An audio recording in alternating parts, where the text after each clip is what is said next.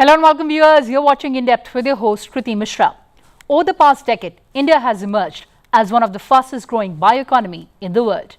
From just $10 billion in 2014, the sector expanded to $165.7 billion in 2024, contributing 4.25% to the national GDP.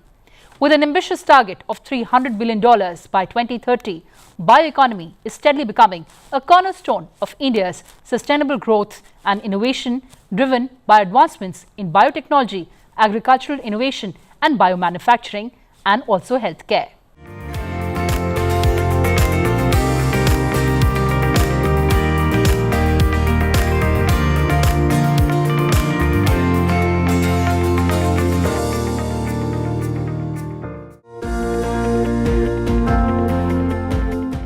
India is among the top destinations for biotechnology worldwide and one of the largest destinations for biotechnology in Asia Pacific. India's bioeconomy has crossed an estimated $130 billion in the year 2024 and has witnessed a many-fold increase in valuation in the past 10 years, with COVID-19 giving the industry a much-needed push. Today, India is poised as one of the leading destinations for bio-innovation and biomanufacturing, and hence is identified as a sunrise sector and a key part of India's vision of reaching a $5 trillion economy. India's biotechnology sector is categorized into biopharmaceuticals, bioagriculture, bio-IT, and bioservices. The Union Cabinet, chaired by Prime Minister Narendra Modi, approved BioE3, that is, Biotechnology for Economy, Environment and Employment Policy, for fostering high-performance biomanufacturing for the Department of Biotechnology. The salient features of BioE3 policy include innovation-driven support to R&D and entrepreneurship across thematic sectors. This will accelerate technology development and commercialization by establishing biomanufacturing and bio-AI hubs and biofoundry. Along with prioritizing regenerative bioeconomy models of green growth, this policy will facilitate expansion of India's skilled workforce and provide a surge in job creation. Overall, this policy will further strengthen government's initiatives such as net zero carbon economy and lifestyle for environment, and will steer India on the path of accelerated green growth by promoting circular bioeconomy. The BioE3 policy will foster and advance future that is more sustainable, innovative and responsive to global challenges, and lays down the bio vision for Viksit Bharat. Our present era is an opportune time to invest in the industrialization of biology to promote sustainable and circular practices to address some of the critical societal issues such as climate change mitigation, food security, and human health. It is important to build a resilient biomanufacturing ecosystem in our nation to accelerate cutting-edge innovations for developing bio-based products. High-performance biomanufacturing is the ability to produce products from medicine to materials, to address farming and food challenges, and to promote manufacturing of bio-based products through integration of advanced biotechnological processes. To address the national priorities, the BioE3 policy would broadly focus on strategic and thematic sectors like high-value bio-based chemicals, biopolymers and enzymes, smart proteins and functional foods, precision biotherapeutics, climate-resilient agriculture, carbon capture and its utilization, and marine and space research. Future economy of the world is going to be largely bioeconomy driven or bio driven. And just as the industrial revolution of 1990s was IT driven, the next revolution of the 21st century is going to be bio driven. And why it becomes significant for us is that why the IT revolution was led by the West and it happened over here a little later. I remember the earlier years, I think it was somewhere in the mid 90s, early 90s, we had a presentation over here about how the internet works. It was already being used in some of the countries, and we were being led to show. And one of the clubs here where the presentation was made, they showed us how you could virtually enter the library, you could pick up the book, and it seemed so fascinating, it seemed like a magic show going on. But it had already happened over there. But this time, I think it's now going to be India's turn. And India has an opportunity to take a lead in this next revolution, unlike the last one. And why I'm saying so, because we are all members of the scientific fraternity, so we should have a sound reason about what we say, is that as far as the bioresources are concerned or the bioeconomy is concerned, we enjoy certain advantages which are not enjoyed by the West. A, that we have unlimited resources, unlimited bioresources in this Indian peninsula, beginning from the Himalayas right up to the marine. And this has remained either unexplored or underexplored, because most of the governments in the past, and thanks to Prime Minister Modi for enabling us to get this policy released, had never given that sector a priority. And to that extent, I must thank Prime Minister Modi's futuristic vision.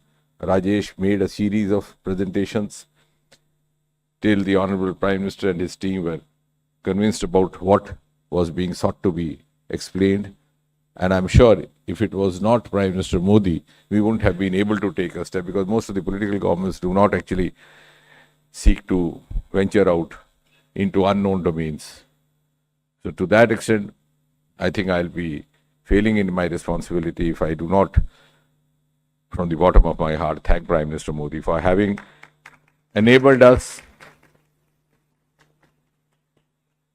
to venture into an unknown territory, and having reposed faith in us when we explained to him that this is what is going to happen next 10-15 years, and it's an opportunity for us to become the torch bearers of this new movement. And why I'm saying why we have advantage: A, of course, we have unlimited resources; B, these resources were not fully explored; and C, we have immense potential of biomanufacturing. We are already, in the last 5-10 years, we have risen to rank, I think, 12 as biomanufacturers. In India Pacific, we are even higher, somewhere 2 or 3.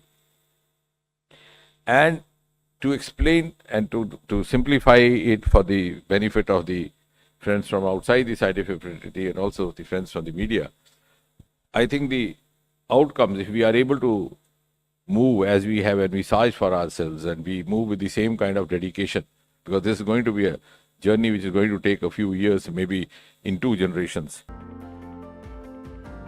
One of the primary aims of the initiative taken by the Department of Biotechnology is to stimulate the transition of chemical-based industry to a more sustainable bio-based industrial models by promoting circular economy. The policy focuses on 6 key sectoral pillars: high-value bio-based chemicals, biopolymers and enzymes, smart proteins and functional foods, precision biotherapeutics, climate-resilient agriculture, carbon capture and its utilization, marine and space research. हम देखेंगे कि जब हम new medicines बनाएंगे या new energy processes develop करेंगे bio systems के साथ, या हम पर्सनलाइज्ड मेडिसिन की बात करेंगे या डायग्नोस्टिक्स की बात करेंगे या बायो एग्रीकल्चर में हम जैसे विकास करेंगे, तो हर जगह आर्टिफिशियल इंटेलिजेंस का उपयोग होगा, उसके प्रेडिक्शन में, उसके मिटिगेशन में, उसकी डायग्नोसिस में और उसकी एफिशिएंसी इम्प्रूवमेंट में। तो इन सब मुद्दों को देखते हुए जितने भी बायो हब्स आगे आएंगे, उनकी शुरुआत ही आने वाले समय में आर्टिफिशियल इंटेलिजेंस के ऊपर होगी। और वो ज़माना चला गया जबकि हम कह सकते हैं कि हम बाद में आर्टिफिशियल इंटेलिजेंस उसमें ऐड करेंगे, नहीं, अब उसकी ग्रोथ इतनी हो चुकी है कि हम शुरुआत से ही उसको अपने सोच में डालते हैं और उसका उपयोग करते हैं। The Union Cabinet approved the proposal of the Department of Biotechnology on 24th August 2024 for India's first biotechnology policy, the Bio-E3 policy, that is, biotechnology for economy, environment and employment. The policy focuses on fostering high-performance biomanufacturing and lays down the framework for Biomanufacturing and Biofoundry initiative. This initiative aims to promote green growth by shifting from consumptive manufacturing to regenerative and sustainable practices. What is bioeconomy? Well, a bioeconomy is defined as an economy where the basic building blocks for materials, chemicals, and energy are derived from renewable biological sources. UNFAO defines the bioeconomy as knowledge-based production and the use of biological resources, processes, and methods to provide goods and services in a sustainable manner in all economic sectors. The term bioeconomy became popular in the first decade of the 21st century. Food systems, bio-based products are important aspects of bioeconomy. That includes sustainable agriculture, sustainable fishing, forestry and aquaculture, food and feed manufacturing, bioplastics, and biodegradable clothing. Why do we need bioeconomy? Well, human activities have modified the global climate over the last century, leading to an increase in greenhouse gas emissions. This in turn led to an increase in Earth's average temperature and climate change. The climate change impact on food security, human health, migratory flows, biodiversity loss, and rising sea levels, among other aspects, will lead to a decline in productivity and wealth creation, especially in less developed countries. In this context, the bioeconomy will play a key role in fight against climate change. What is the potential of bioeconomy? Well, bioeconomy has enormous potential for creating millions of green jobs in rural and coastal regions, ensuring food security and reducing hydric stress, renewing and modernizing industrial fabrics, introducing innovations in agriculture, aquaculture, forestry, and other industries, reducing atmospheric emissions and dependence on fossil resources, hence aiding in climate mitigation and carbon neutrality. It is aligned with Sustainable Development Goals and will help in recovering part of degraded ecosystems and restoring biodiversity. The bioeconomy influences the achievement of the end of poverty, zero hunger, and the reduction of inequalities. The bioeconomy relates to the goals of clean water and sanitation, sustainable cities and communities, and responsible consumption and production. The bioeconomy derives sustainable industry and infrastructure, as well as promotes economic growth and decent work. The bioeconomy promotes health and well-being and climate action, which benefits underwater life and the life of terrestrial ecosystem. What is circular bioeconomy? The principles of circular economy are reuse, repair, and recycle, and these are also fundamentals of bioeconomy. The bioeconomy thrives to derive both sustainable development and circularity in tandem. Through reuse, repair, and recycling, the total amount of waste and its impact is reduced. It also saves energy and minimizes pollution of soil, air, and water, thus helping to prevent damage to the environment, climate, and biodiversity. What is the strategy for bioeconomic growth?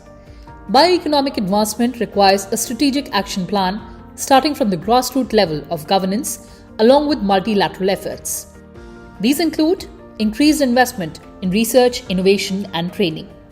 Research on bioeconomy issues and their application tends to be disconnected. To avoid this, public-private partnerships should be promoted. Strengthening policy coordination and engagement. Increasing synergies and coherence between bioeconomy-related policies, initiatives, and economic sector is essential. Improving markets and competitiveness.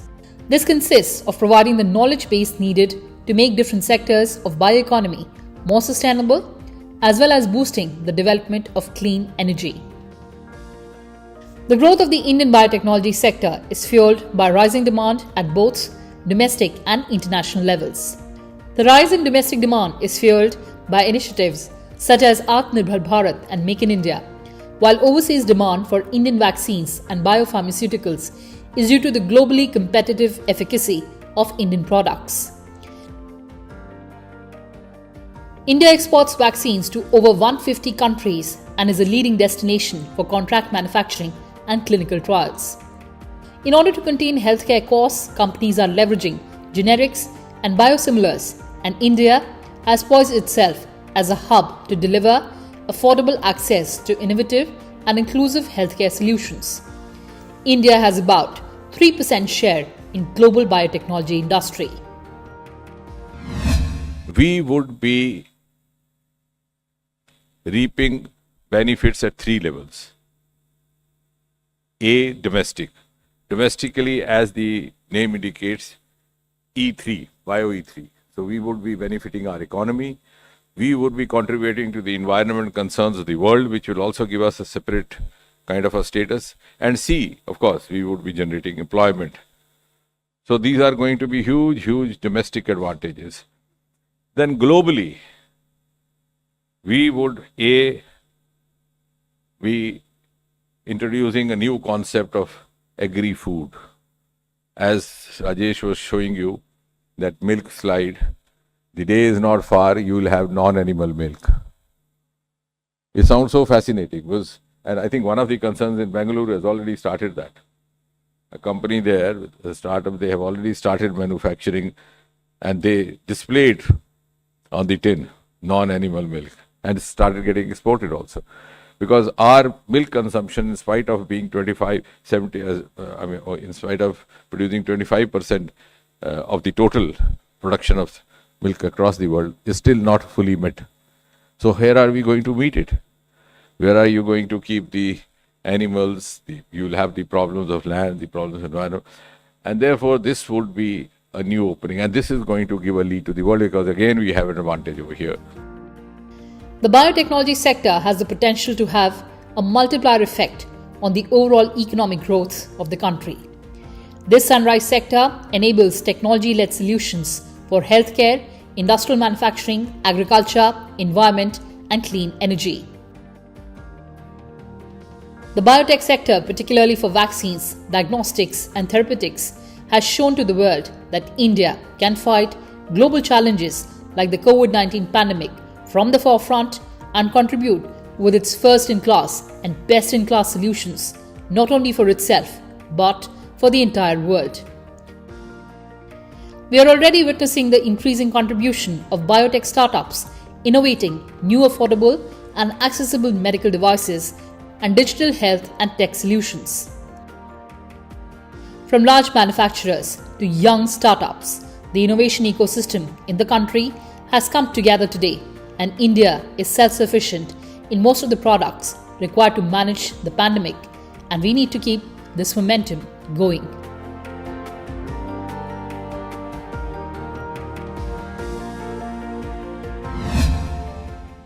Well, viewers, that's all we had for you in this edition. Thanks for watching and stay tuned to Sunset TV. Goodbye for now from my side.